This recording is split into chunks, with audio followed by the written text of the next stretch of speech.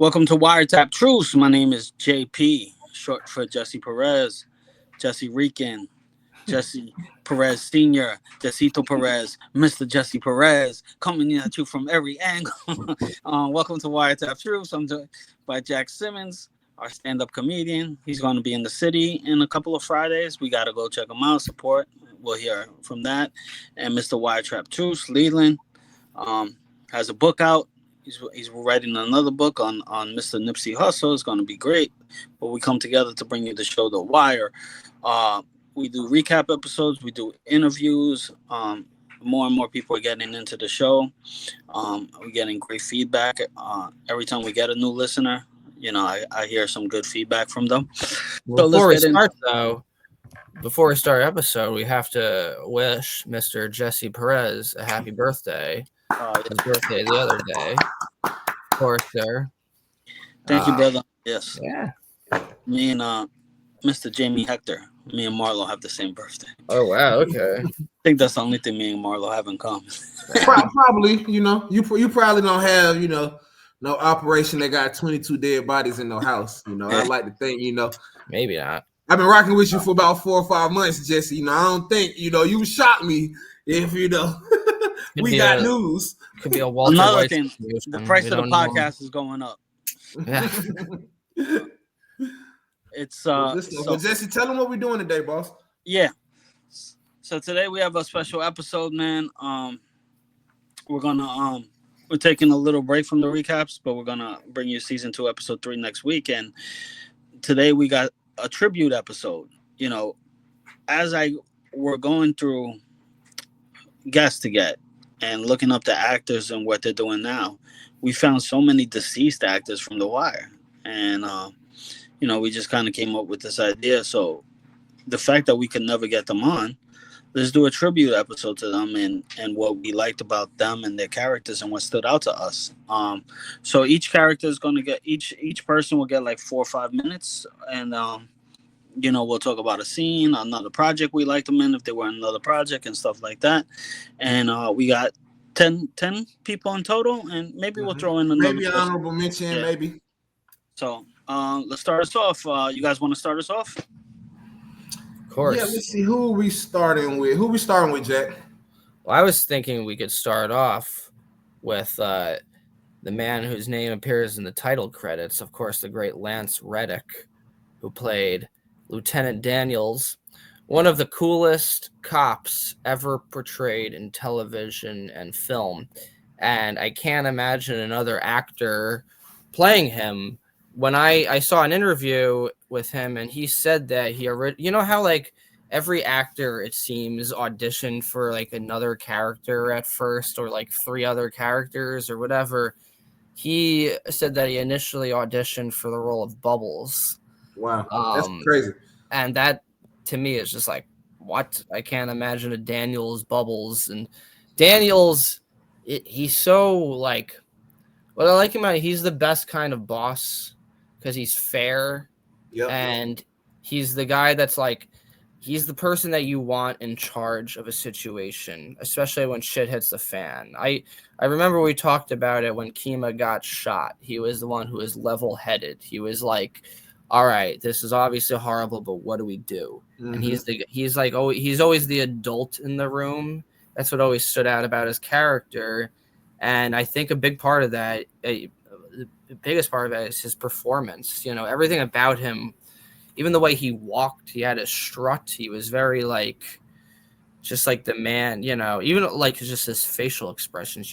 Everything about him encapsulated the greatness of that character, I think. Yeah.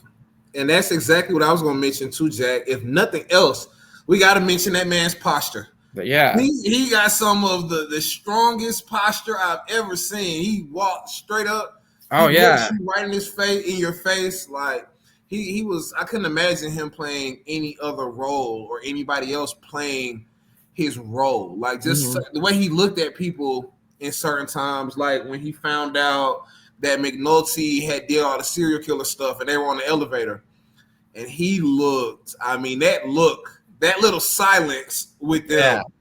It said so many words without saying any words. Like it was such a scene, man. He was a phenomenal phenomenal actor, man, for sure. And honestly, as much as we love McNulty, that is my one issue with McNulty is in season 3 when he stabbed Daniels in the back.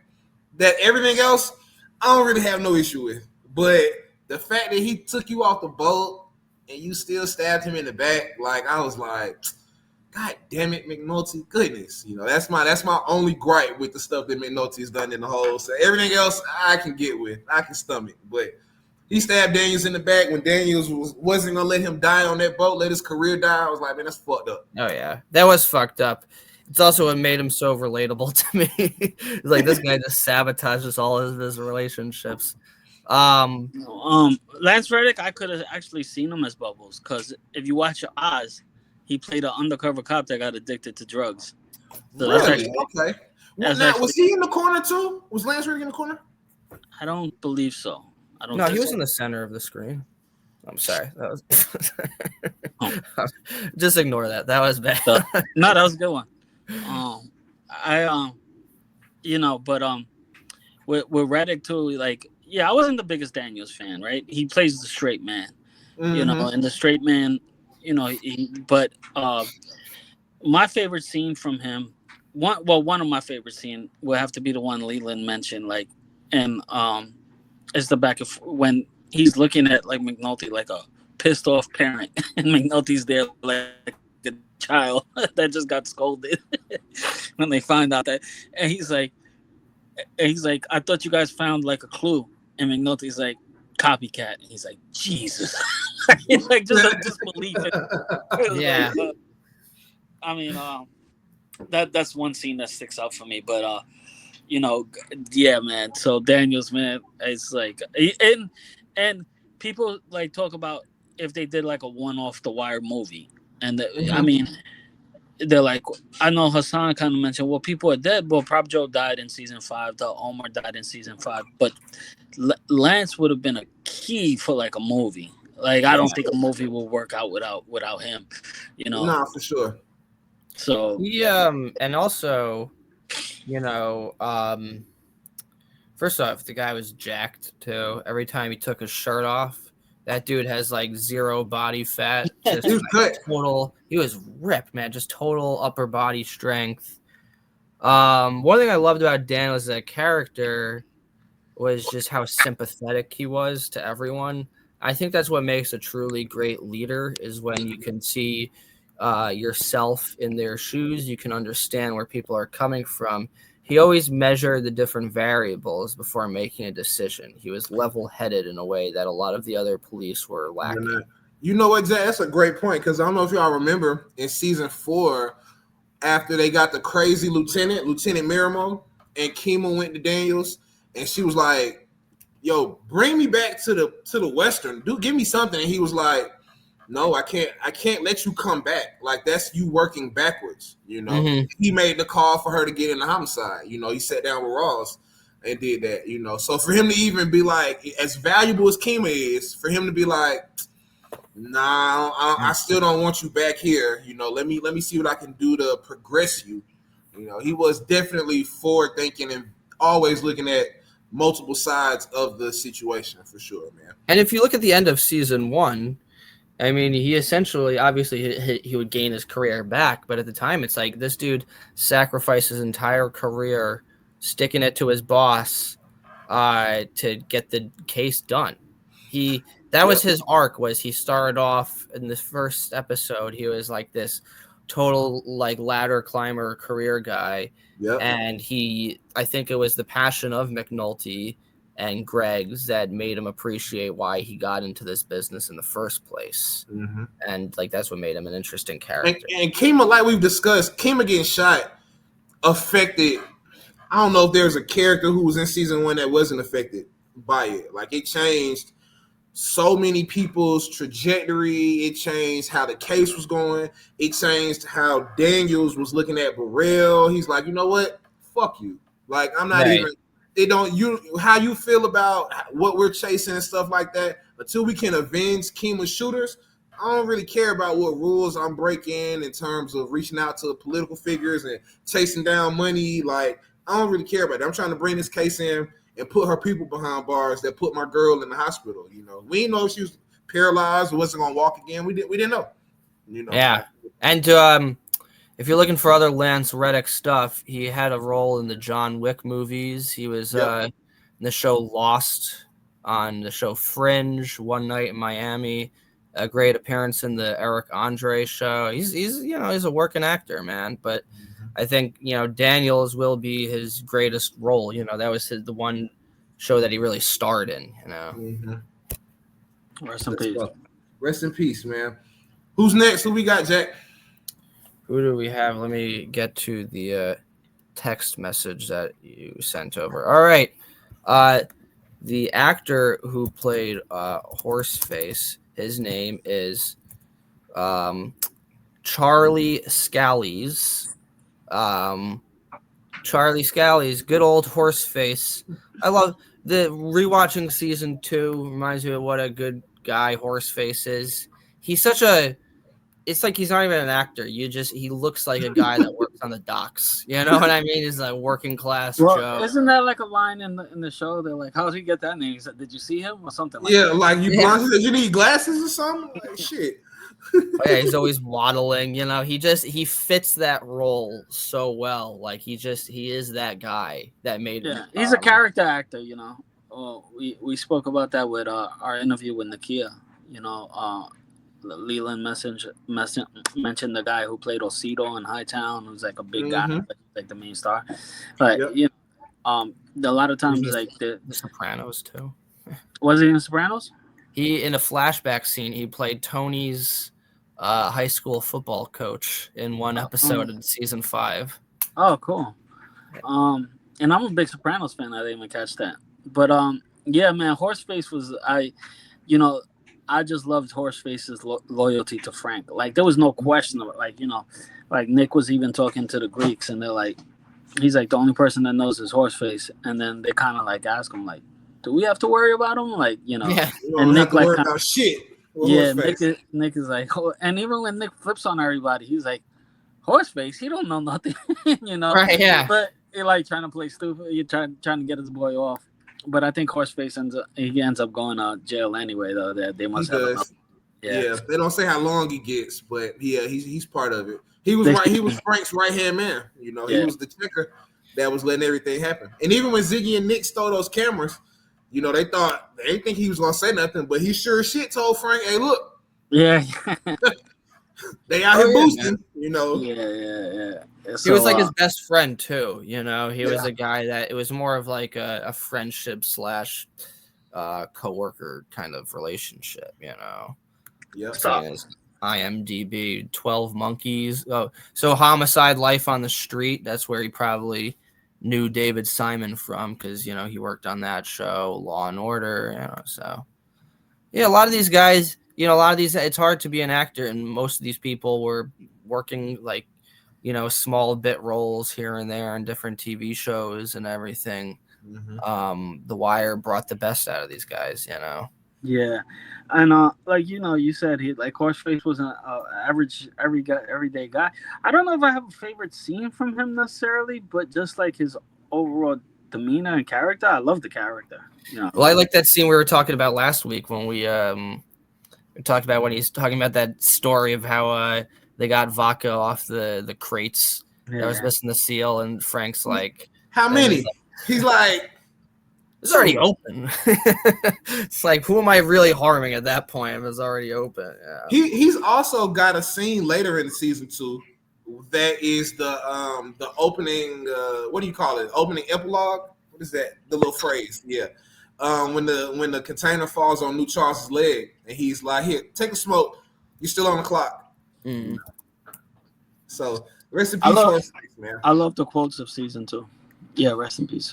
I think I'm gonna ask y'all this every freaking week, every time we shoot while we're shooting season 2. Is season 2 the funniest season? Yeah.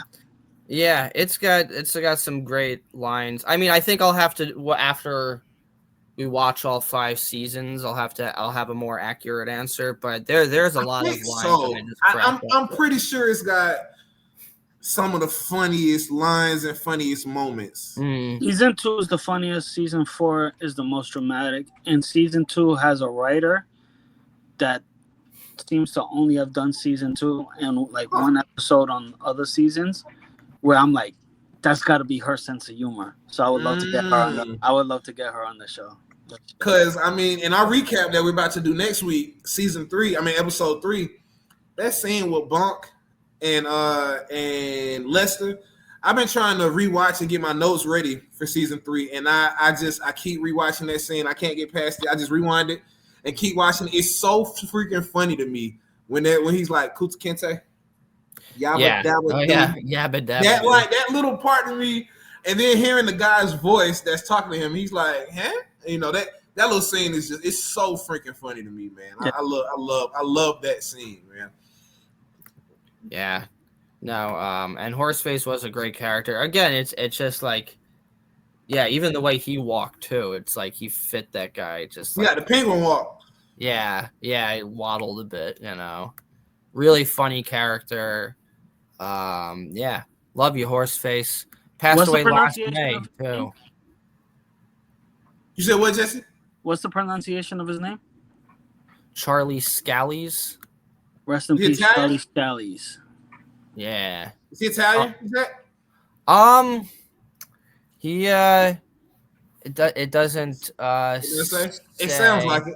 Yeah, he was born in Philadelphia, lived with his wife in Pennsylvania, father of 5 children and the grandfather of 4. Sheesh.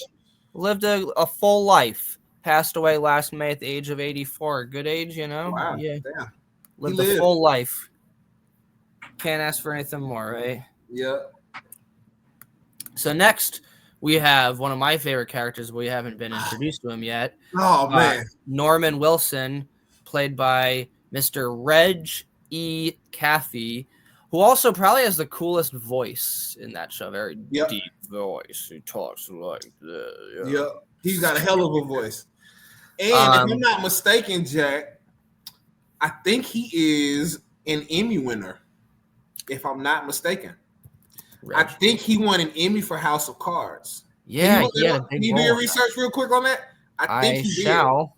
I'm looking at his oh my god, his what's it called? Filmography right now. He was in this great movie called The Machinist, which was directed by this guy Brad Anderson, who made episodes of The Wire and also had Lawrence Gilliard Jr. He was in Pootie Tang. Love Pootie Tang. The Mask, Airheads, the movie, the really bad Fantastic Four movie. He was in the Luke Cage miniseries, like for 8 episodes. Luke Cage is a good show too. The first season, I think, of it is some good stuff. Yeah. Horace and Pete, a great show. The Good Wife, dude. He's done a lot of stuff, and you're right. He won 1 Primetime Emmy for outstanding guest actor in a drama series for playing Freddy in House of Cards. House of Cards. Wow. Which, if y'all ever get a chance, like, check out the first 2 or 3 seasons of House of Cards. Like, it's not a lot of funny moments, but before Kevin Spacey like wilded out, like, and started, all the stuff he was doing on set and behind the scenes and shit, like, those first 3 seasons of House of Cards and that first episode, I know Jesse says The Wire is probably the best opening, but the first episode of House of Cards, I think, and I'm gonna spoil it. It don't matter. We'll spoil the show. It don't matter. It shows him. He kills this dog like with his bare hands. Like, he's It's crazy. Like, the dog was suffering, and he like puts him out of his misery, and that's how the show opens. Wow. Yeah, like, Frank Underwood. It's a hell of a show. Yeah, man, he was a bad dude. So was Frank Underwood. And so, but yeah, House of Cards, I hear is I watched the first season of it. The first season's good. Second season's good. Third season's good, and after that, it's kind of gets a little loopy. He was also in Oz, so he took over like the prison. All these actors were like on Oz right before it. I would recommend Oz, but I think it's a dated show. It was great for the time. I don't know. Who did we interview, Jesse, that said they didn't think that Oz was dated? Come on. Maestro? Come Kumar, that's who it was. Yep. But I disagree with him. I like it's pretty dated. You think it's dated? Oh, he's episode of 30 Rock too. What? But yeah, I tried it. I tried to watch it. I think like the first couple months that Olivia was born, like last year, because we were home. I was on paternity leave from work. Like I was at home, and I tried to watch it, and I think I got to like episode 3 maybe, and I was like, I don't know about this. I was hooked on episode 1. I still love Dino Orlani. I think that's I think Oz has one of the greatest first episodes. But sorry, not to What'd you see, Jack? What'd you see? He was the homeless man in American Psycho that Patrick Bateman kills. Oh, that's shit! A phenomenal movie. Yeah. Sorry, I know you're talking about Oz. I'm just like, oh wow, he was that guy too. Like it's like he's had so many roles. Before we talk about what a great character he was, my God, Born on the 4th of July. Like, dude. Okay, so his first like featured role was in 1984. So that dude was acting way before The Wire, man. And he already had a 20-year career, damn near. Yeah, he was born in 58 too, so that means he was like 27 years old or something like that when he got his first role. That's crazy, man. Nice. Wow. Damn. Long I love Norman, dude. He's hilarious. He's hilarious. No, he's so hilarious. Funny. And he's I wonder if campaign manager / chief of staff. Yeah, go ahead. I wonder if because he was so stinking funny in The Wire, in House of Cards, he's not really that funny. Like I wonder if it just like they gave him that Emmy because it was such a difference in character. I don't know if it was because of The Wire directly, like he's playing something different. But those are the 2 shows that I've seen from him, and they are completely different characters. Like I think he's like homeless almost in House of Cards. He's like the lawn person for Frank, if I'm not. It's been a while since I've seen it, Jack. I don't know if you can refresh my memory, but I think he was like his lawn person. And then when Frank got into the White House, he brought him in too. It's been a long time since I've seen House of Cards. While. I gotta watch House of Cards. I think it was great, and honestly, yeah, phenomenal performances. Yeah, so I gotta rewatch that. Yeah, no, he was hilarious in The Wire. I'm trying to think if there was an episode where he didn't show his whole ass. Like he was damn funny in season 4. I just loved how he kept it real with Carcetti. Yeah, I'm not here for your bullshit. He's like, I'm not gonna vote for you. I'm voting for the black guy. He's the guy you want running your campaign because he doesn't mince words. I think funniest. Go ahead. No, I was gonna say my favorite scene for him. Was that where you were going? Yeah. You go first. My favorite scene from him was when they find out that McNulty's been. Damn. Yes. I can't say season 5 is my. I'm giving everybody my favorite scenes in season 5. How can I say season 5 is my worst season? Fuck, you guys caught me. Season 5 has some scene stealers, right? Like when they find out McNulty was the killer and Norman is just like cracking up. And he's like, Norman, this is my ass here. He's like, I was literally about to bring that up. In Carcetti's face. Yeah. He's laughing in his face, you know. But this has like a sweetness to it, doesn't it? He said they manufactured a way to get overtime. We manufactured a way to get you elected all over some bullshit. He wasn't lying. And you know what? One of my favorites, another scene that if I'm watching the episode, I'm gonna watch it like 6 or 7, 10 times. When the copycat killer comes out and Norman and Carcetti are standing next to each other, and Carcetti throws up the remote and throws it into the TV. You know, Norman is just like, yep. We in some bullshit. You know, he don't say nothing, but it's just that little subtle like, yep, I guess the mayor is mad, you know. And he has a shit that rivals Clay Davis. Yeah, no, it's I think my funniest scene, I'm trying to think. I think like what you said about he said, Bobby Kennedy, you ain't him, about talking to about voting for Carcetti. Yeah. And then when they were talking about the pastors and they were like, you know, how did he word it? I don't want to mess his words up. He was like, Carcetti was like, well, if I come to the pastors and I give them my speech, at least they'll respect it. And then Norman was like, well, and at the very least, they get to see a begging ass white man on his knees. Always a feel good moment for the folks. You know, he has a stern look and then Carcetti laughs about that. Like he's got some one-liners that are just he's a classic actor. I probably do need to go watch some more of his stuff because he was phenomenal in The Wire. Like, he was in the movie what was your Seven, favorite? too. What was your favorite scene, Jack? From I was gonna say that scene too. I also like the scene. It's a very small. Which moment one? You were gonna say my scene? The scene. Yeah. I also love the scene when it's a very small moment when Carcetti wins the nomination, the Democratic nomination. He's like, "Is there a Republican candidate for mayor?" And he's like, "Oh." He's just like fucking around. Yeah, he was his like chief of staff. I'm pretty sure. Yep. I could be wrong. I might have to correct myself later. But he was also his campaign manager. And he was the guy that you wanted. You weren't running your campaign. You know, and then a subtle little scene at the end of season 4 when he's talking to Royce's campaign person and they're in the bar and he's like, man, I can't believe he would leave all that money on the table. You know, and then Royce's campaign guy is like, you know, the more he said, I see you ain't been doing this long enough. The more you see, they will always disappoint you. You know, like, you know, that was just a good little scene. You know, he was pissed at Carcetti for not taking that money. Like, you know, then he said in season 5, now you just a broke ass mayor of a broke ass city. You know, he was talking mad shit to him, like, you know, as if he's not his boss. He was the one that was keeping Carcetti in line, like, for sure. But he was right, man. He was. Do y'all think Carcetti should have kept that money? What do y'all think Carcetti should have done in that situation? Just curious. Which money are you referring to? At the end of season 4, they had the school deficit, and the governor was going to help them out, but they wanted Carcetti to announce a press conference and do it on TV. No, because you know what it is. Carcetti was right. They were trying to pull a humiliation ritual on him, and politically speaking, it's like.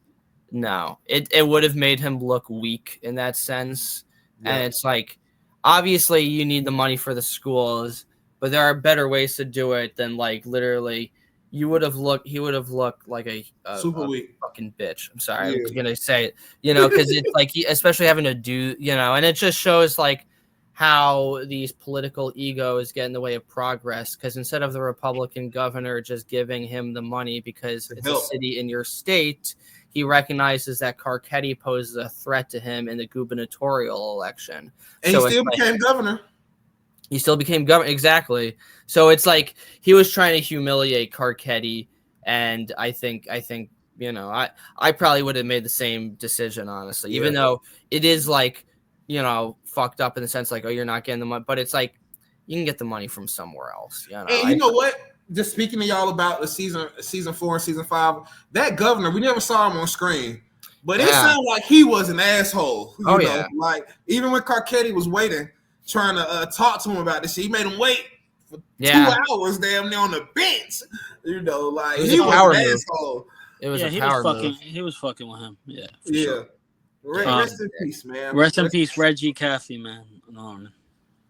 The next guy we have is an actor, Tom Quinn, who played Mahone in season 1 and has a lot of other roles. I'll just mention a few of them in Super 8, Enemy of the State, Major League 2, The Pelican Brief, and Justice for All from 1979 with Al Pacino. And he's like, you're out of order. You're out of order.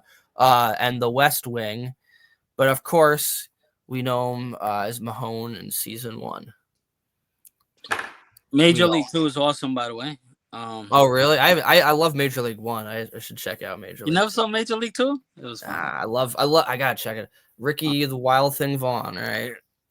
Well, Major League 2 is pretty much about him, the Wild Thing. Oh, okay.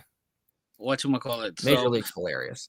Mahone, Mahone and Polk, right? They're just like two drunks and too functional. I don't even know if you could call them functional because I mean I think you would label McNulty more functional. They have tenure, so they can't get fired. You know, they're like Statler and Waldorf from the Muppets. They're just, you know what I mean? They're just the two old. I love the scene where they go find Avon and they bring him back an old white guy. And they're like, "That's Avon," all blasted and shit. And they're like, "That's him." And, yeah, man. Mahone, man, is a funny character for sure, man, and I'm sure very realistic at the time. I don't think you can get away with shit like that nowadays. With like what? like being drunk at work on the job work on the police force and stuff. I mean, I think things are like run a lot tighter than they were. Yeah. Oh, yeah. I mean, like, yeah, I don't know. Yeah, that's a good question. This was 2002, a lot more attentions has been brought to, what's it called? The, police and like how they handle things. But you're right. They were not functional alcoholics at all. They were the opposite of McNulty, where McNulty drank, but was also great and passionate about his job. They were passionate about drinking. That's what they're. That's all we're trying to do. Yeah, that's my favorite Mahone moment. Probably when after he got hit by Bodie and they're in the hospital, and he's like, you think I report that as income? You think I'm fucking stupid? That's probably my favorite Mahone. He didn't have many. That was he only had 3 episodes, I think. Yeah. 4 episodes. I like when he does like shots of vodka in a Dixie cup at the hospital, and like he gives one to Daniels, and Daniels just throws it in the trash. Yeah. Yeah, he took that hit like a pro. I think Bodie whacked his ass too. Yeah. I think I said it before, but it reminded me of like when Don Zimmer fell down when he was, when he tried to fight Pedro Martinez. Like just an old man falling on his ass.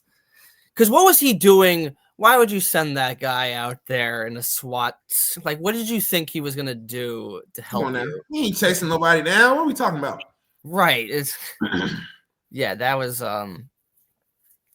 so Mahone was, one of the ineffective cops. You don't see him after he retires. He says he was retiring because his cousin managed a video rental service like Blockbuster. Shit. That ain't last long. Shit. Yeah, exactly. Might as well say, I'm going to go work at like Circuit City after that. And 32 minutes in, we want to say, please like, share, subscribe, comment, Wiretapped Truths. We appreciate all the fans, all the new fans, all the love, all the comment, all the support. We appreciate it all. Thank y'all. All right, Zach, where we at, my boy? We are at the actor who plays Old Face Andre. We have not gotten to him yet. He is played by this guy named Alfonso Christian Lover. Okay. And looking at his IMDb profile, also is in that movie Dolomite Is My Name with Eddie Murphy. He was on an SNL skit from 2006. Now, Old Face Andre, of course. Why don't you guys give it old? He was a convenience store owner who served as a stash house for Marlo. Yep. Marlo. Very, very, I won't call it a sad story, but I mean, I think it's when they run up in his mom's house and they put the gun to his mom. I'm like, God damn it, Chris, Snoop, y'all just have no mercy, no, just complete ruthlessness. Like, because Marlo was a psycho, dude. If Snoop had said, I think she lying, kill her, they would have killed her. Like, you know what I'm saying? Like, it's not like they're not opposed to it, kind of thing. Right.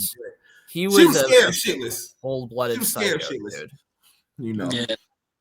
So Old Face Andre, right?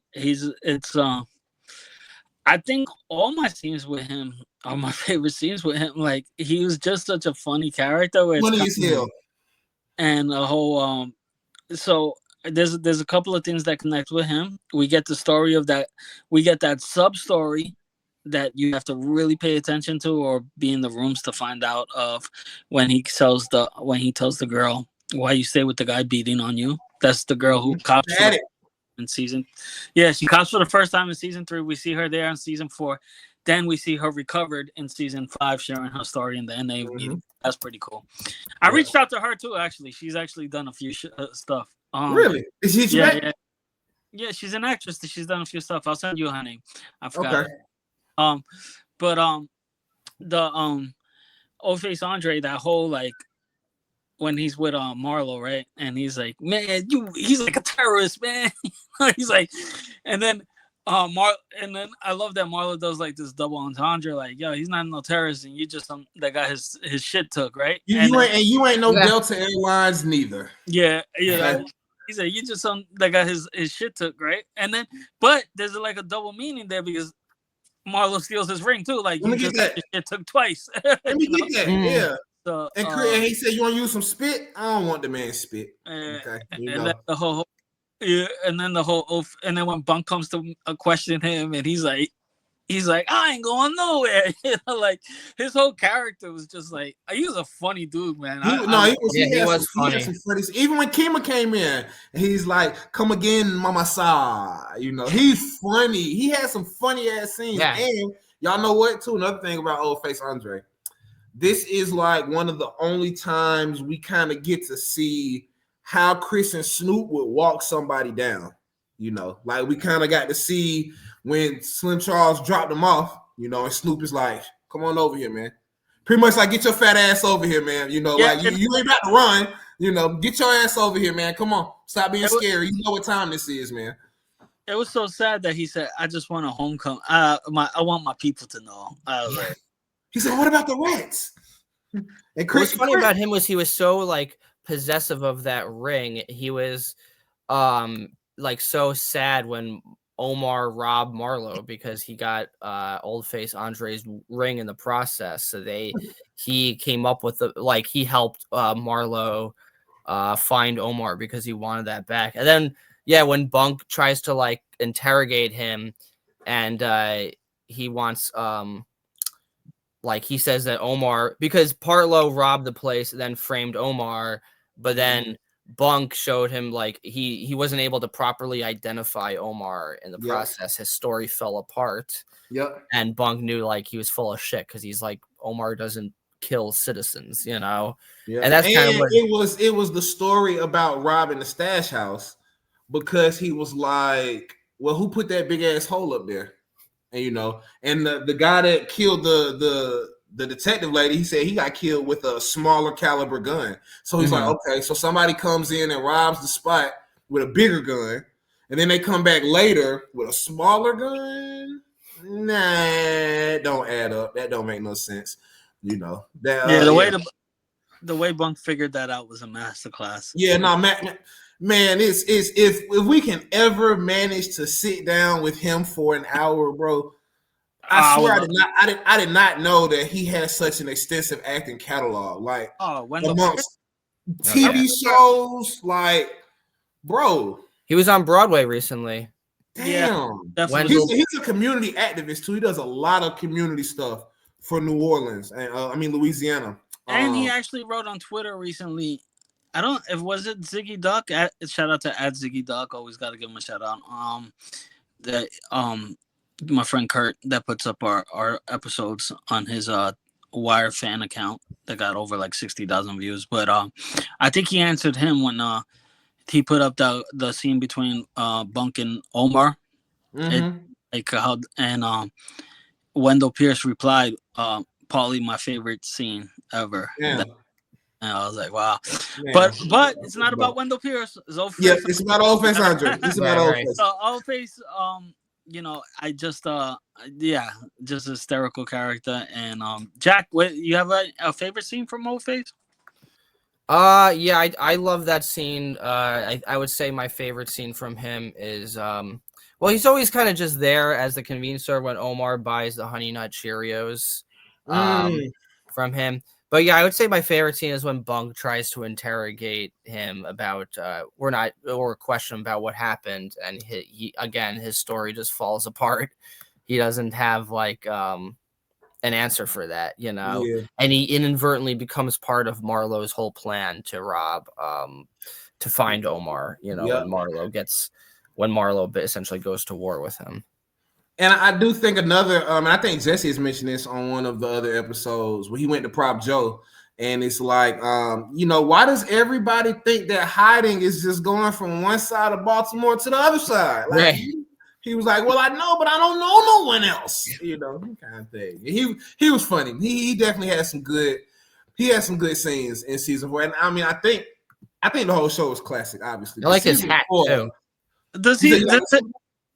Does it say where the actor was from? Because he strikes me as a Queens or Brooklyn guy. Does it say?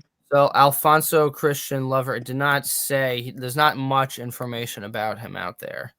Okay. I'm sure it's out there somewhere, but I can't find it. You can't find it on IMDb. Yeah. He got a Queens vibe to me. Yeah, very like New York toughness kind of attitude, you know. Yeah, I can see that. Rest in peace, old face. Rest in peace, old face, Andre. We have Melvin Williams, and who played the absolute Deacon. Baltimore legend. Right, of course, he played the Deacon in the Wire in the 3rd, 4th, and 5th season. But his backstory is, of course, very interesting, and I'll let Jesse take this over because I think you know more about this than I do. I was gonna let Leland because Leland knows this, so we'll let Leland do it. So Melvin was a kingpin. I want to say, I don't want to get the years wrong. I want to say early 70s, late 60s, 60s, 70s era is, when he was prominent. But the story of Avon and how they do the code with the payphones was actually Melvin's code for his operation. And shout out to Chris Clanton. He also gave us some insight as to that as well. I think, if I'm not mistaken, he was arrested in, I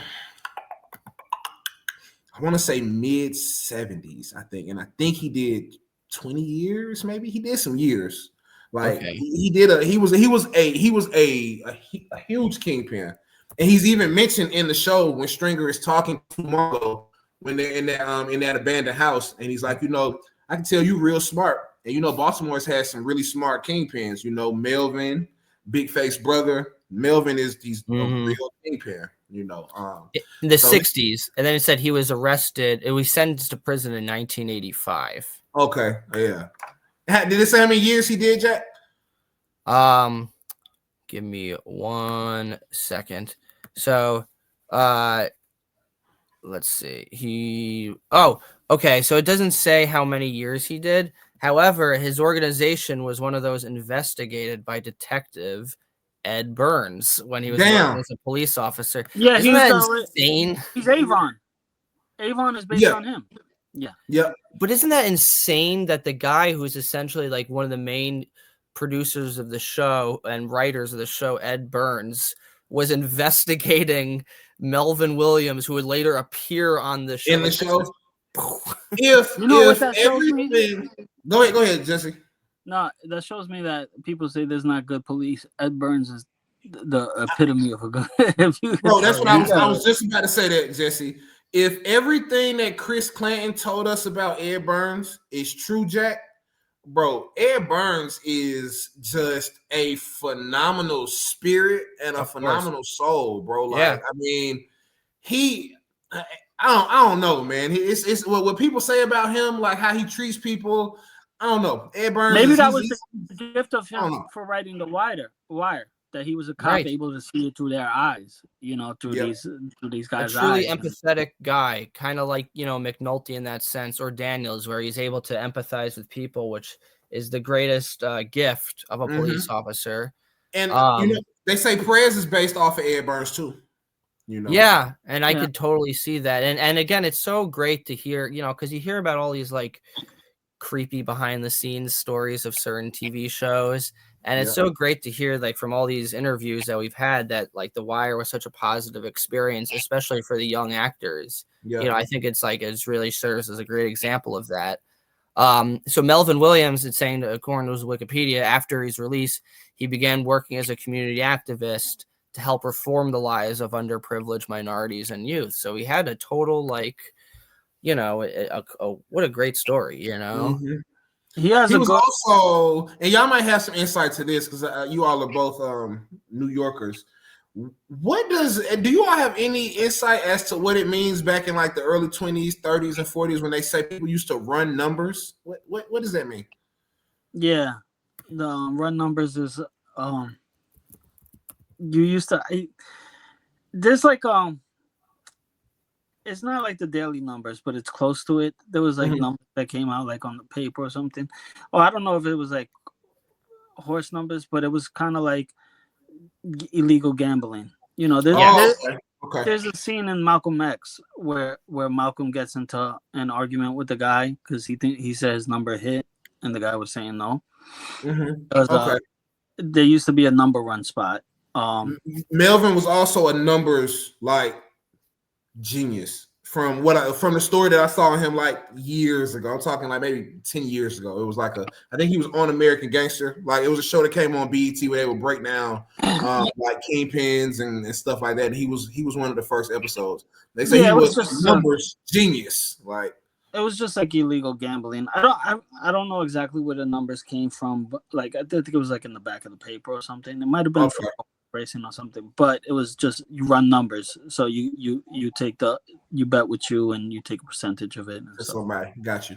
I think my favorite scene with him is probably with Cuddy, and he's like, he's like, Deacon, why are you always have some insight to where everybody's supposed to be? He's like, well, a good church man is always in everybody's shit. You know, that's just what we do.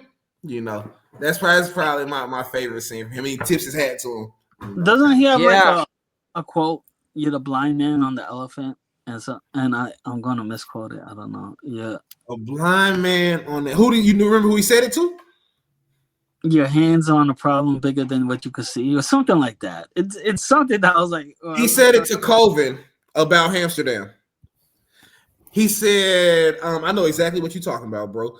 He said, "Oh fuck, what did he say?" Because I know exactly the scene you're talking about. It's like after he's been to Amsterdam and he tells Colvin like, you know, you're the mayor of pain and you can't even see it or something like that. I know what you're talking about, but it's after he visits Amsterdam, mind you, as a deacon, you know, as a church deacon, you know, like he like what is the first thing he sees is a girl coming out. She got her shirt. Like she's putting her shirt back on. She's got done. Her and the dude just got done having, you know, sexual relations in the crack house, you know. And that's the first thing he sees. Like, man, what is going on here? What is this? You know, like so. Well, it also just showed how the deacon was respected by all members of the community. He was kind of what brought all those worlds together because he was friends with Cuddy, and then he was also friends with Colvin, and so it's like everybody, no matter what job or who. They came to him for advice. He was kind of the guy who had all this wisdom, like a sage, you know, that they all came to. He was like introduced Cuddy to Colvin.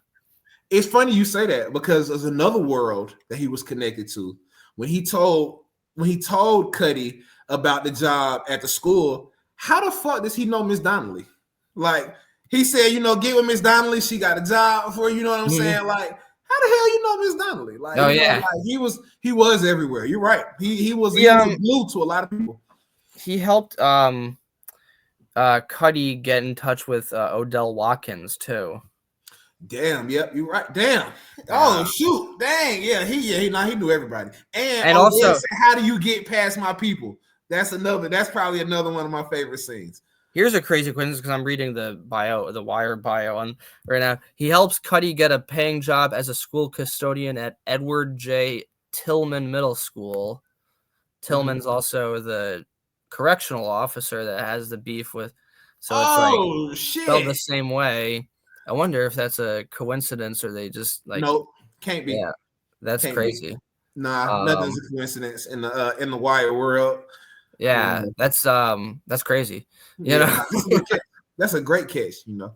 And those are just nuggets that I never knew. And it's just stuff like that, team, where it's like, you know, I've seen this show a billion times, we know it. But like if we ever break down Breaking Bad, do y'all know how much research we're gonna have to do to catch all of those nuggets? Like there are thousands of nuggets in Breaking Bad, like, you know.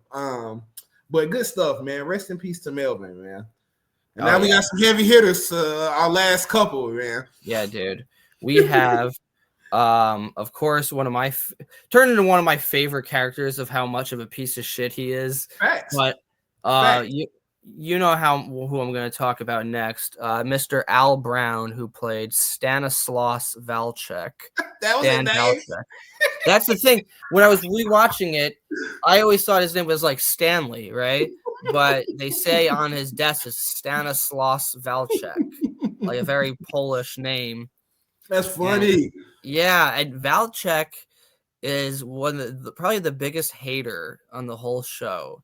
He is just a hater. It drives his every action. It's everything. He just has all this venom and anger, and he's just hilarious. He's just so gross. He's funny as hell.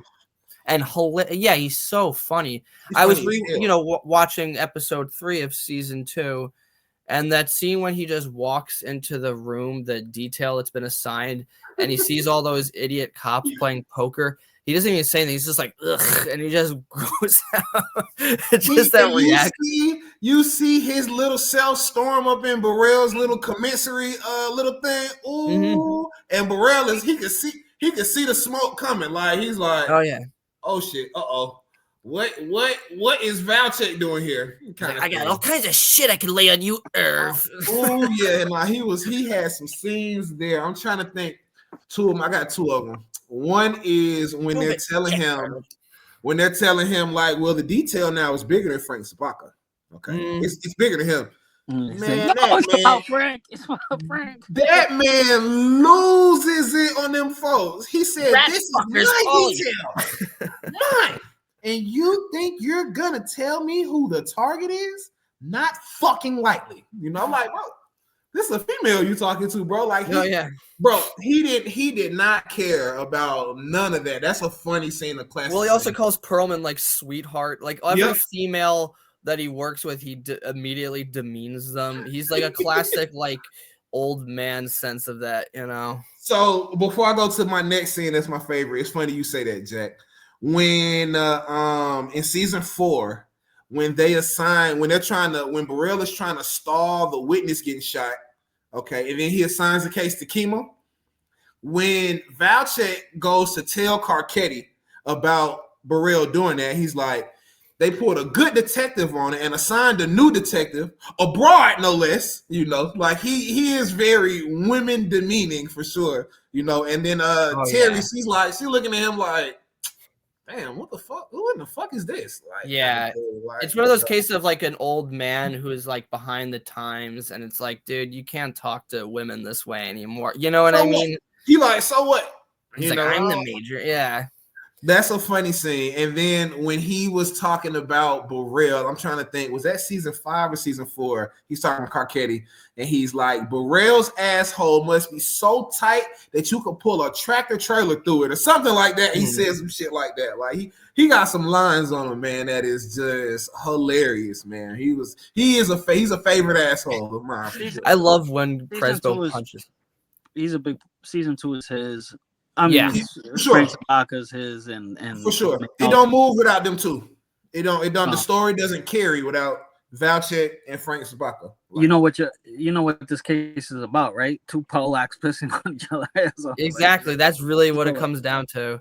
And Leland's right. Just that scene when he just flips it, rat fuckers, all of you. He just immediately loses his shit, and everyone else is just like, Jesus Christ, what is this guy's problem?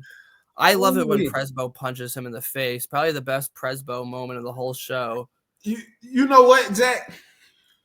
That moment was so, even for Daniels was so mad at Prez, but he was like, oh man, he deserved it. His look was like, fuck, Prez, why did you do that? But yeah, you kind of deserved it. And Prez, I bet afterwards he dabbed him up. Like after that, like, look, man, I'm out. I know I fucked up. Kind of thing. I bet in front of them he was demeaning them, but like afterwards he was probably like, "Yo, good move." Like he was probably. It also shows you how dumb Prez is too, right? But that's for the episode too, because I mean, Prez got him as a father-in-law on his side. He's scolding you, okay, but the punch him is like, yeah, like you're just fucking up your career at every opportunity you can. Right. you know what, too, Jesse? He still rolled for Prez when Prez shot the cop. Yeah, he was still like, look, we gotta say, like it was a dark alley.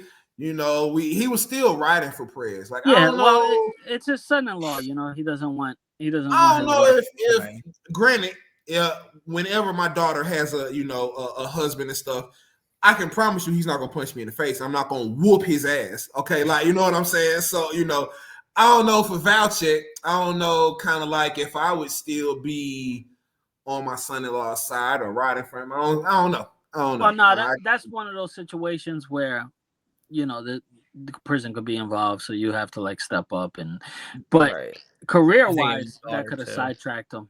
For sure. It would have, bro. He could have ended his career because of that. And Daniels went to bat for him. He's like, well, you did call him a shitbird, and everybody in here heard you call him a shitbird, kind of thing. Daniels kind of rolled for him, kind of thing. So my favorite moments from Valchek is a little more subtle.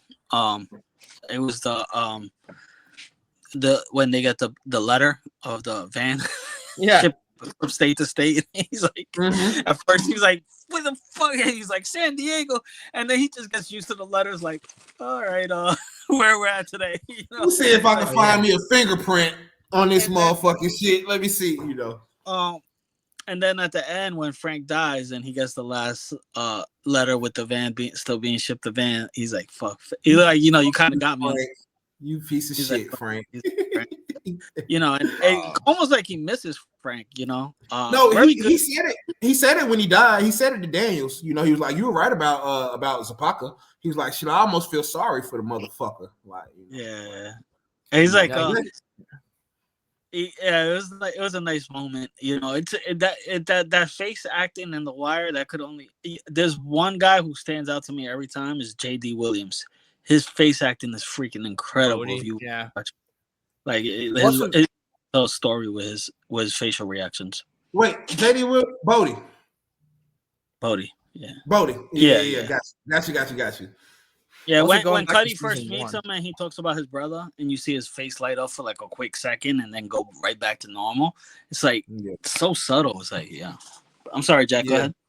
No, I was saying going back to season 1, I think the first time we see Valchek is after Presbo pistol whips the kid. And what still riding for Prez, still riding. Well, it's like when they said I gotta remember when he was like defending him. He's like, he was sitting on the car or something. Like he tries like anything to like protect his son-in-law. Like, we gotta say that he did nothing wrong. Yeah, well, but I love it when he's scolding Presbo. And is like, and again, I mentioned this before. He, even though he's his father-in-law, he does have more of like a fatherly kind of relationship to him because he's giving him advice. He's like, if you just shut up and do as you're told, then you can make. And then he's just like, then you can make sergeant and major, and he's like trying to help him out. He and Prez calls him Pop too, like at the dinner when they're doing a little dinner for Stan. He's like good turnout here. He's like, it's nice, Pop. So they were close, and I love that little scene with them talking at the dinner. Because it shows a few things. It shows just how deep the case was from season 1, and it shows that Stan really was not listening to Presbo in that first episode. No, exactly, yeah. He's like, I'm trying to tell you. I was trying to tell you. It just shows he wasn't even paying attention to him in the first episode of season 2 when he was when he's like arresting Frank. He has that like shit-eating grin. He's like, like just like a villain that got the guy finally. And he was villainous. He was such a villain. Yeah. He wins in the end though, because at the end he becomes commissioner at the end of season 5. He does, and nobody wanted that, but they didn't have no fucking choice. Mayor Maurice Campbell chose him as the commissioner. As Could y'all imagine replacing Burrell with Valchek? They replaced Daniels because Daniels was commissioner for like 5 days. Yep, and he want to cheat on the stats. Yeah, they got the ultimate slimy cop.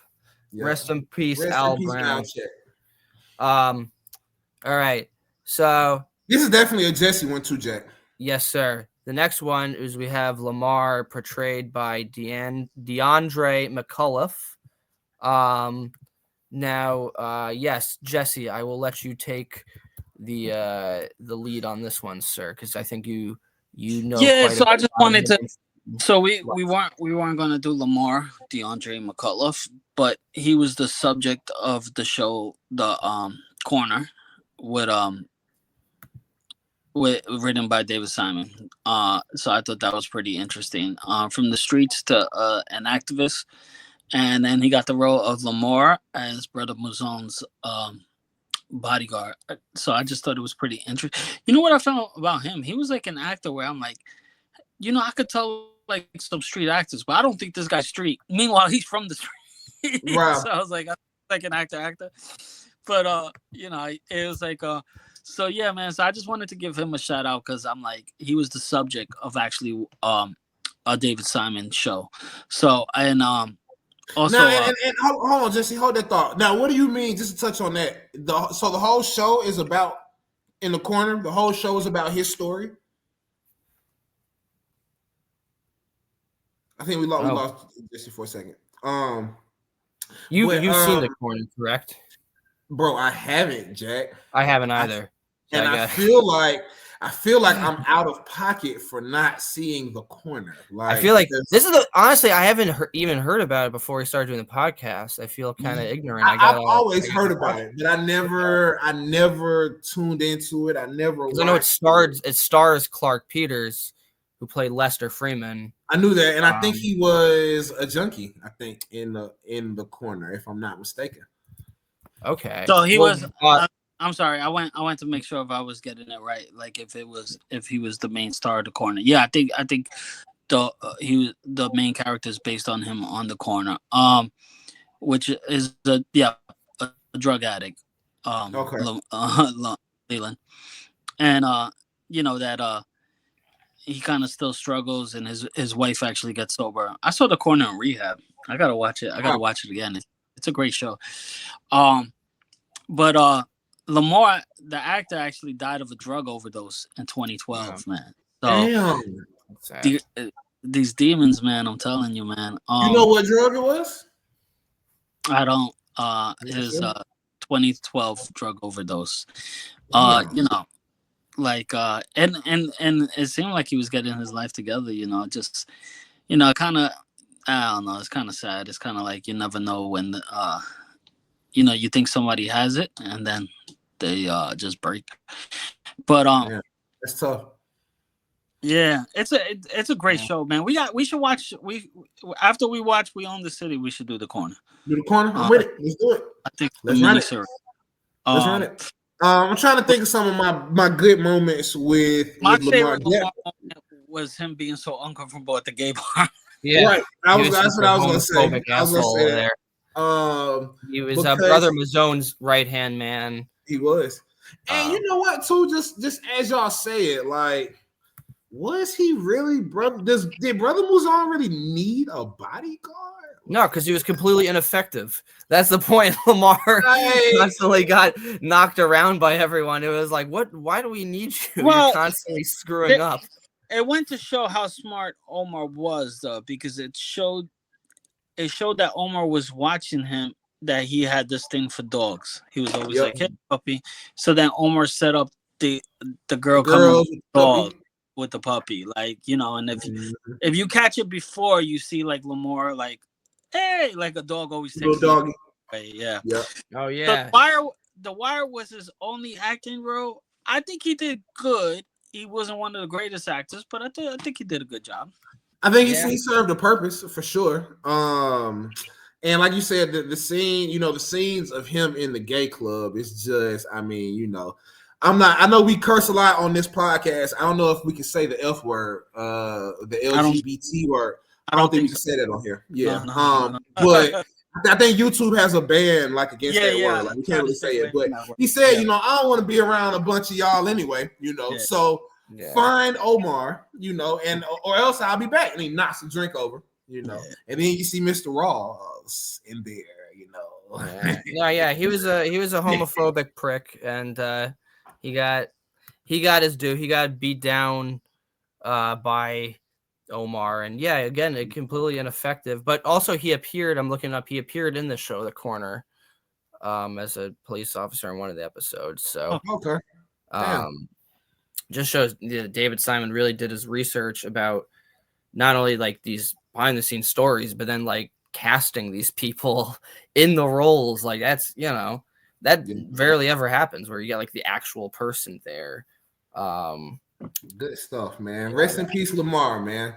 And speaking of the real life inspirations, that leads us to our next person, Donnie Andrews, who is the real life Omar, and had a role in the show. He was in prison with Omar. Season 4. Yeah. And, you know, he was a, what's it called?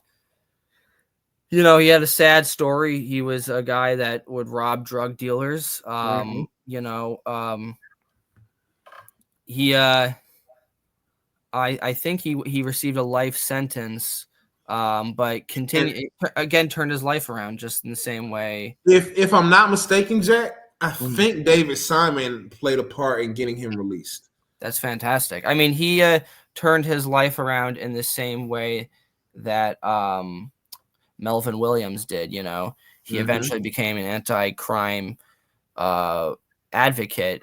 You know, he helped other inmates by running an anti-gang workshop. I'm just reading off the Wikipedia. But you know, he was in prison. Ed Burns introduced him to Fran Boyd, whose family was prominently featured in the book The Corner: A Year in the Life of an Inner City Neighborhood, which eventually was turned into the miniseries. And in 2005, he was released from prison.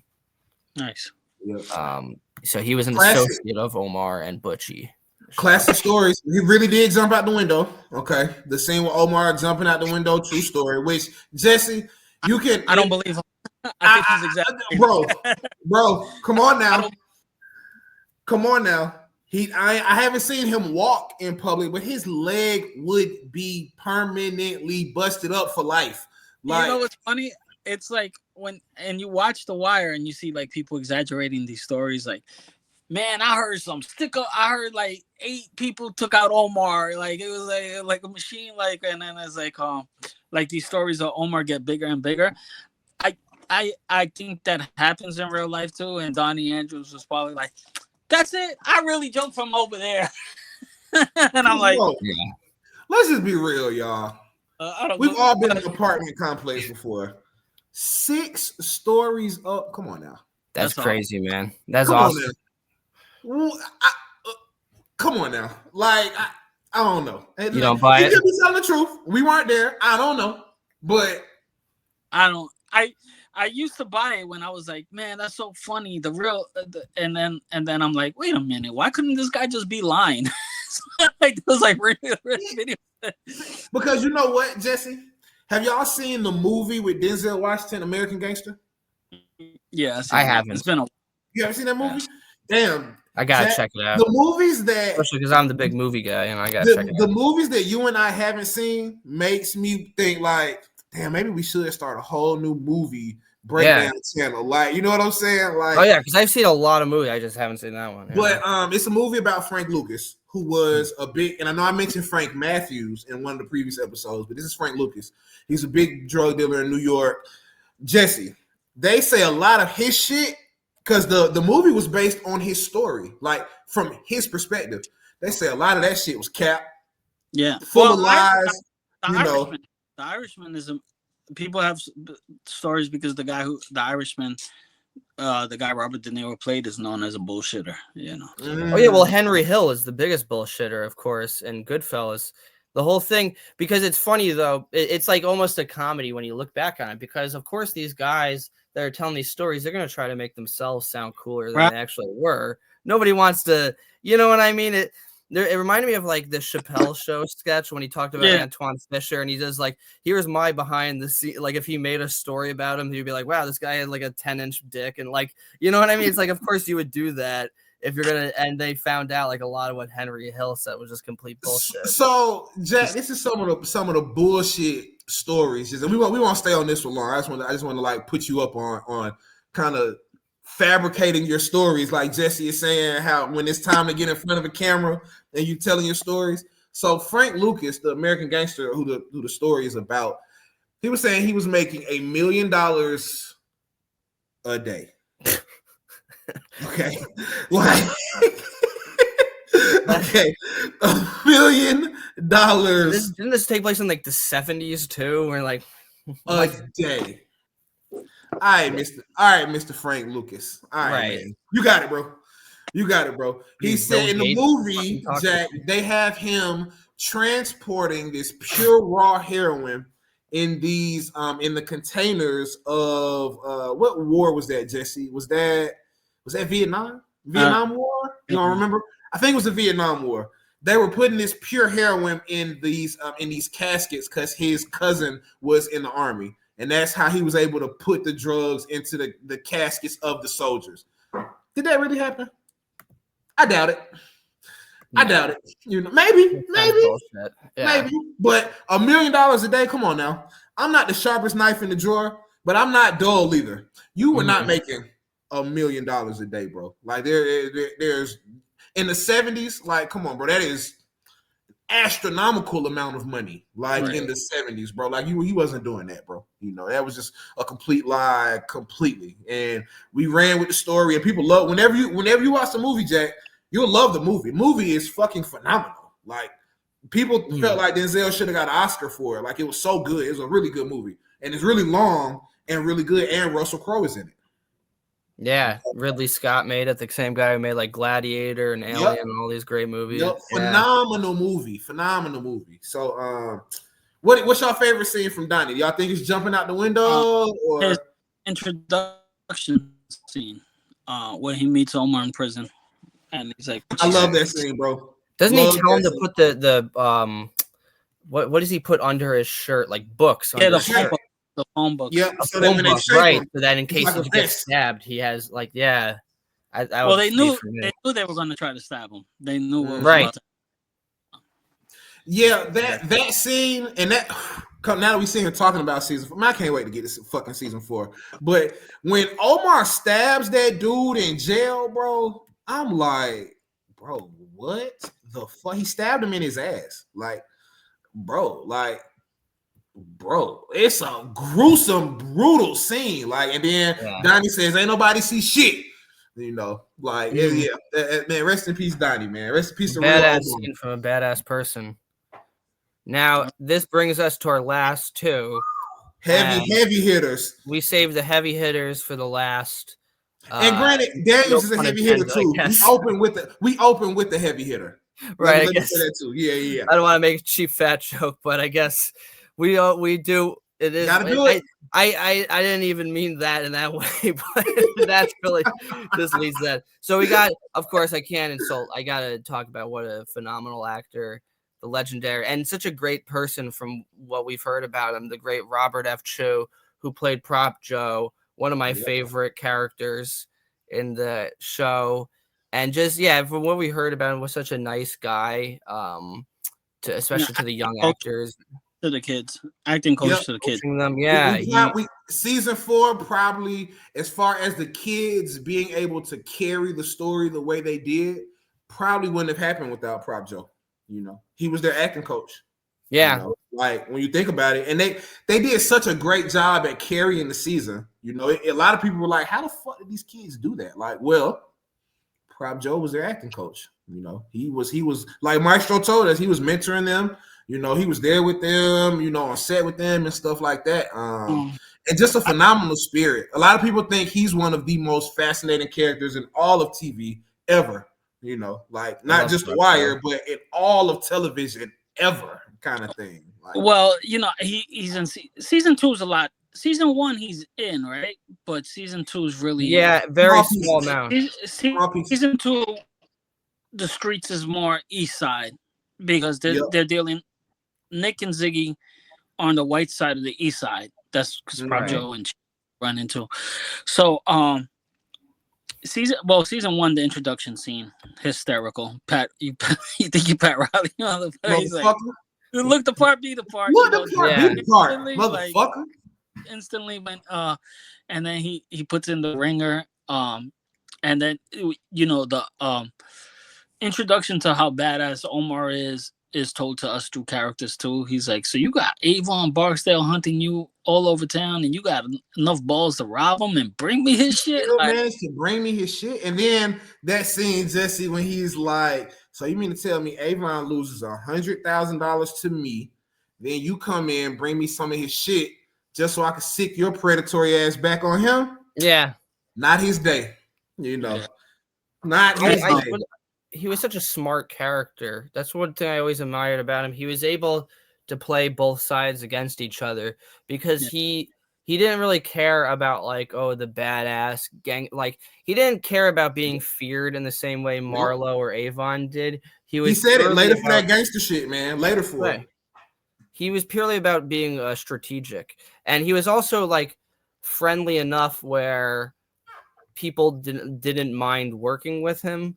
Like he was a guy that seemed approachable in a way that those other two didn't. He did work with Sergey, and you're right. Season 2 is when you really see more of him as a character. Yep. He paid respects to D'Angelo Barksdale. He was a genuinely decent person. He was. And I think one of the best scenes involving him, he wasn't in the scene, is when at the end when Slim Charles kills Cheese and just says that was for Joe.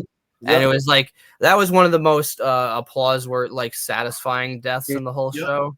It was. That was kind of fan service stuff, because it was. Cheese needed to go, and but I thought that was like a little out of character for Slim, right?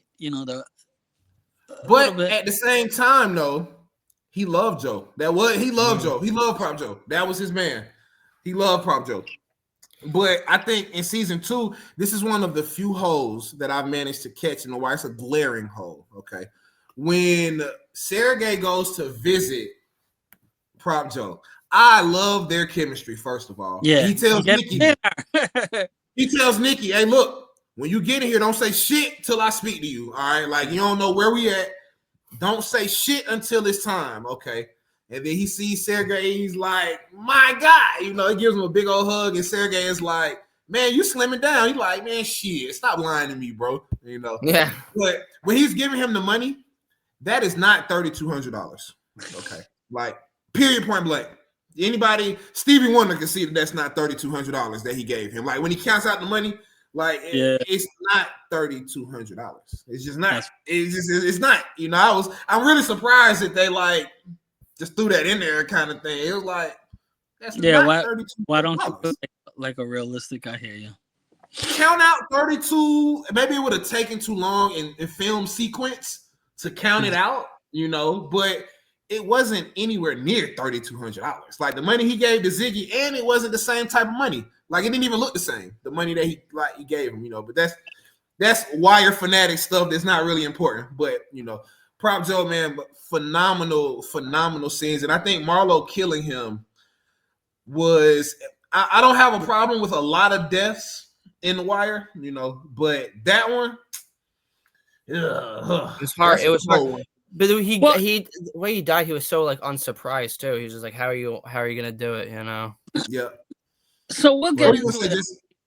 Go on, but Prop Joe's attraction to Marlo didn't really make that much sense. Marlo was always like wanted to be on his own.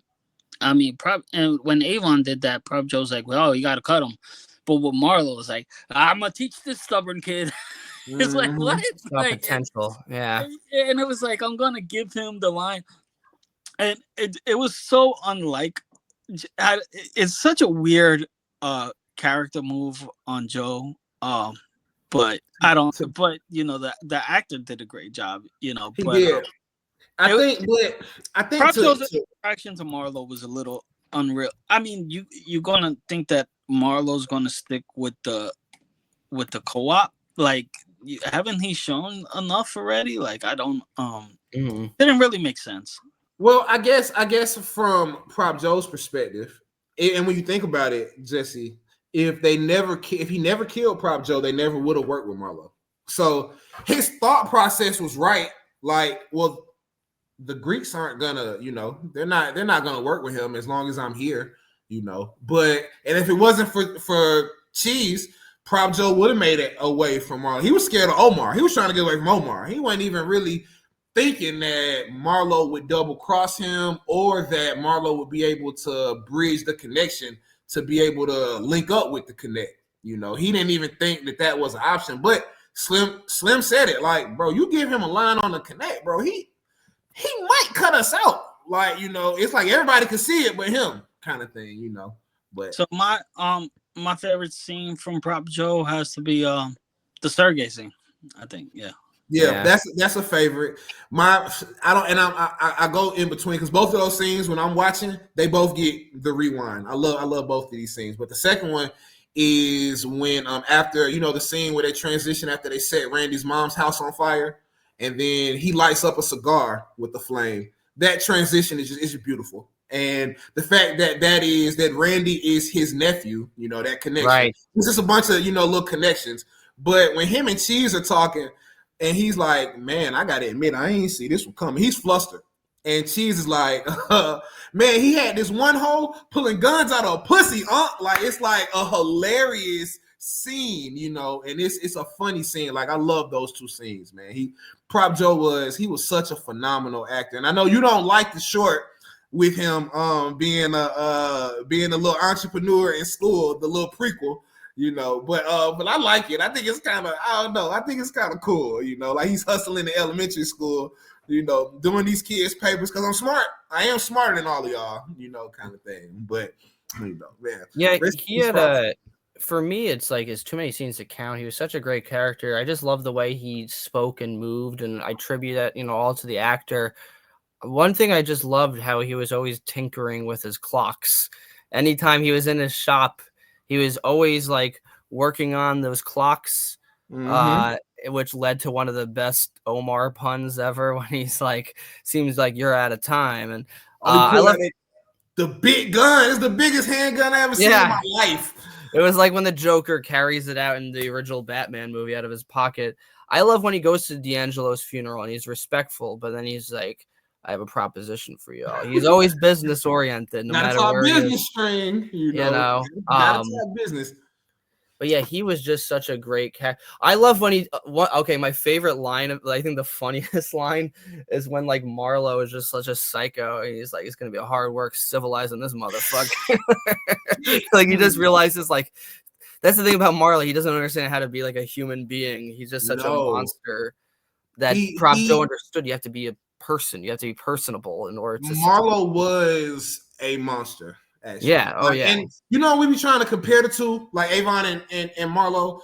The way that Marlo would kill people too was much more ruthless. Like he shot the girl twice in her eyes and one in her mouth. He also killed the witness twice in the eyes, one in the mouth. Like he was like, no, you were overkilling, kind of thing. Like, you know, so. But man, rest in peace, Prop Joe, man. Phenomenal actor. Do you guys, rest in peace, Robert Chu. Do you guys mind if I do this one and then leave? Yep, this is the last one. Yeah. All right. So this is Michael K. Williams. I'm sorry, Jack, I took the introduction from you. No, it's you, man. Omar, one of the greatest characters, probably the greatest character of television. Like, I remember when I was like, I told my brothers to watch The Wire, and then one day he just was binge watching. I was like, "Oh, you got into it?" He just looked at me and said, "Omar's the man." I was like, you know, like Omar. Like, I don't think The Wire would be The Wire without Omar. You know, on The Wire, All Pieces Matter Facebook. I just saw like somebody dressed up as Omar, and they took a picture with the guy who met Carver at a convention. And you know, if you cosplay about Omar, I mean, it's at the time too for a gay character. To get the attention of like hip hop people, like urban area, and they'd be like, "Yo, that guy's the man." That's because we're the hip hop community is like a very homophobic community. Yeah. So like you're like talking about like Omar being the man. It's kind of like, you know, you broke boundaries in my eyes. You know, even and Michael. You know, Jesse, from our interviewees, you know, like Brandon, Michael Kevin Darnall, he told us that was Michael Williams' thought to impromptu do the kiss. Like in terms of even pushing the needle of that wasn't even in the script, you know? So it's like his mind, and for him to be one of the few that could foresee what The Wire would turn into, he was years ahead of his time, bro. Yeah, like man. to be battling those demons that he was battling and still give all of those performances. Like I don't know if y'all ever seen Boardwalk Empire. I've never seen it. Mm-hmm. My mom told me I have to watch it, but yeah, he plays a huge role in that. Yeah, he man, I don't even think there's enough time for us to do all the Omar lines. It's impossible. I don't even think I'm. He is the face of the show. He is like the icon that everyone remembers. The funniest and most badass character ever. In terms of my favorite scenes, obviously there's so many, but the one that always comes to mind is when he's getting questioned by Levy, and Levy's like, "You are a parasite. You are stealing from the lifeblood of the city." And he's like, "And so are you." He's like, "I got the shotgun, you got the briefcase." And then the judge is like, "All right, fair point." And Levy is pissed. Yeah. Levy is so fucking mad at Omar. Like he slams his briefcase and everything. Like it's one of the only times we've seen somebody get the best of Levy. Levy, yeah. But man. I think he was like, "What up, bird?" And he just takes his tie and just like flicks at him, like shit talking him. Yeah, and there's an Anthony Bourdain video of him just bumping into Michael K. Williams at a restaurant, and the Chris Clanton story of like he just wanted to give Chris some extra time, so he's fumbling with the gun.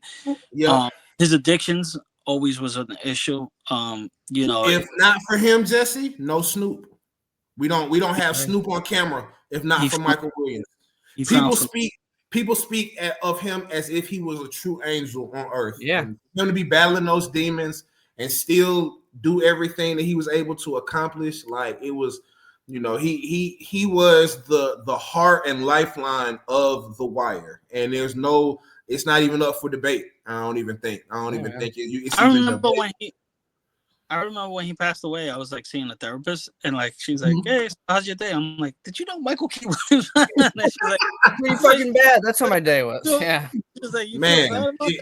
I was like, "Yeah, that just affected me." I don't know, and like actors passing away doesn't really affect me. But I'm like, this one kind of did. Yeah, like it kind of made me feel depressed. Like just a phenomenal. So many great movies he was part of too. Gone Baby Gone. 12 Years a Slave. He was in Community. What's it called? What's that fucking 999? He was Assassin's Creed. He was in the shows like Community. Inherent Vice. Like he was in a movie with Dwayne Johnson too. I don't know if y'all ever seen Snitch, but he was in that too. He was the main character. He was in Snitch. I like that movie. It's a good little movie. But nothing like Omar. Like I said, the badass of like him stabbing the guy in jail is like. I wish we could make babies together. Like, what? Yeah, nah, bro. Like, takes that another notch. Legendary, the most legendary character from The Wire, and it's not close. It's similar to that gap of The Wire and all the other shows. My favorite scene, and I guess, and one of the beauties of Omar is he always gets the best of people that we don't really see get the best of, right? Like when he robs Marlo, love it. This guy drops like 8 lines in a 2-minute scene. Yes. You want a body on that? You better hop too. Boy, you got me confused with a man who repeats himself. Ooh, absolutely loves that scene because Marlo, son Marlo, is a gun to Marlo's face is perfection. It's like, bro, like, but to Marlo's credit, Marlo goes back and forth with him. Where the hell? I'm coming. Marlo goes after him for real, But man, money ain't got no owners, only spenders. Man, Jack, I mean the quotables that Omar had, we could do an episode on that alone. And maybe we will. Maybe we will. You guys can finish this off. I'm gonna be. Thank you, Jack. Thank you so much, Jack. Phenomenal job, man. Jesse, I know Jesse's got to run. Phenomenal job. Thank you so much, Jack. Man, we appreciate you. We appreciate all of the fans. You all please like, share, subscribe, comment, Wiretapped Truths. We will be bringing you season 2, episode 3 recap very soon. We'll be putting out season 2, episode 2 recap this Friday, tomorrow. So just please look out for us. We'll be doing a bunch more content like this that is a little bit unconventional to show our appreciation to The Wire. So we just appreciate y'all tuning in and tapping in with us. And we are signing out. my guy, Jack Simmons, Mr. Wiretapped Truths, myself. You all have a good one, and we'll see you soon. See ya.